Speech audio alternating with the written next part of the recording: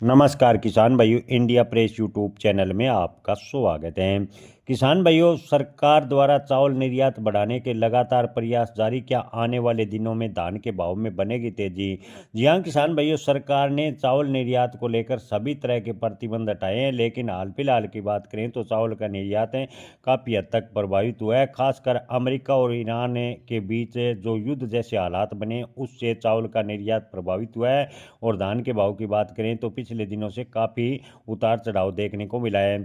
चावल एक्सपोर्ट और मिलर पर लगातार संकट के बादल छाए हुए हैं। हाड़ौती संभाग के मिलर एक्सपोर्ट में अनिश्चितता फिलहाल देखने को मिली है। दूसरी तरफ एक्सपोर्ट हो रहे चावल के भाव की बात करें तो 5 रुपए तक चावल के भाव में गिरावट देखने को मिली है। एक्सपोर्टर नीलेश पटेल का कहना है कि चावल के दाम 5 रुपए तक गिरे हैं, जहाँ पिछले दिनों 70 रुपए के आसपास चावल बिक रहा था, अब 65 रुपए के आसपास एक्सपोर्ट किया वह चावल बिक रहा है। इंडस्ट्रियल एरिया में विपिन इंडस्ट्रियल राइस मिल का संचालन करने वाले मनोज जैन का कहना है कि तैयार माल यहाँ से नहीं जा रहा।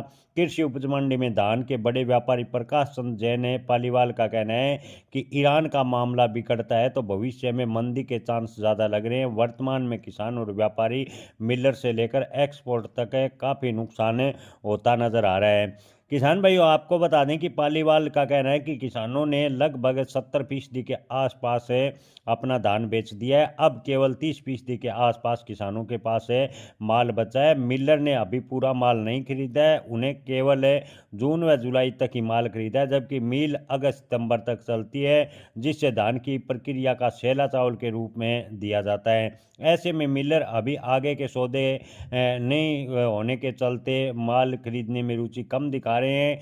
इंडस्ट्रियल एरिया के विपिन इंडस्ट्रियल राइस मिल का संचालन करने वाले मनोज जैन का कहना है कि वर्तमान में बाजार की विकट स्थिति, लगभग सभी मिलर असमंजस की स्थिति में है।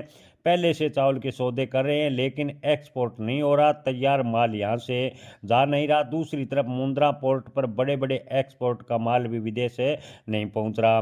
माल की लोडिंग नहीं हो रही, हमारे लिए खुद के लिए सौदे भी होल्ड पर चले गए हैं। यानी एक्सपोर्ट इन दिनों अंतर्राष्ट्रीय तनाव के बीच काफ़ी हद तक चावल का प्रभावित हुआ है, जिससे धान के भाव में उतार चढ़ाव देखने को मिला है।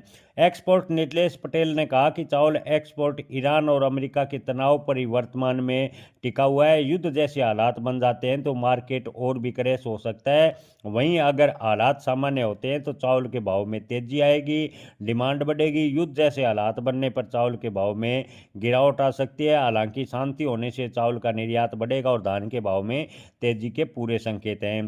प्रकाश चंद पालीवाल का कहना है कि 10 से 12 लाख टन माल खाड़ी देशों में सप्लाई होता है। युद्ध का तरह का इस पर काफ़ी असर पड़ा है, क्योंकि नई सप्लाई नहीं है। रमज़ान 18 फरवरी से शुरू हो रहे हैं। ऐसे रमज़ान से पहले का सौदा खाड़ी देशों को इंपोर्ट के साथ हुआ है। इसके लिए शिपमेंट 20 जनवरी को जाना है और उसी को लेकर वर्तमान में सप्लाई और सौदे भारत में हो रहे हैं। मंडी में धान के भाव की बात करें तो 15 दिन से स्टेबल है, यानी पे इसके भाव 1 रुपए की हल्की फुल्की तेजी देखने को मिली है। और पिछले 2 महीने से लगभग भाव में कोई बड़ा परिवर्तन धान के देखने को नहीं मिला।